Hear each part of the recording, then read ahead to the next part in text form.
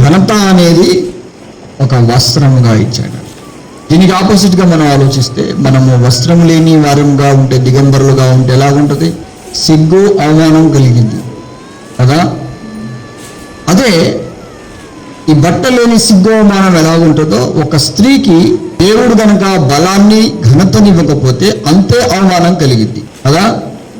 అయితే లేఖనాలు సెలవిస్తూ ఉన్నాయి, దేవుడు తెలియజేస్తున్నటువంటి విషయం ఏంటంటే, వాక్యం ఏంటంటే, స్త్రీగా పుట్టిన ప్రతి స్త్రీకి ఆయన బలమును, ఘనతను నీకు వస్త్రముగా ఇవ్వబడింది అంటున్నాడు.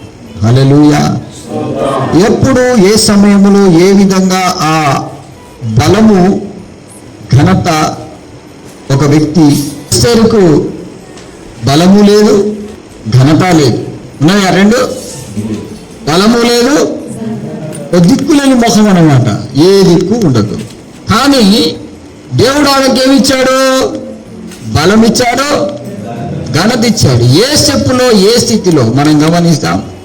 ఆ బలం అనేది ఎలాగ మనకు అనుగ్రహించబడుతుంది అంటే, పిల్లరా, మనం ఎప్పుడు దేవుని వైపు చూస్తామో అప్పుడే మనకు అది అనుగ్రహించబడింది.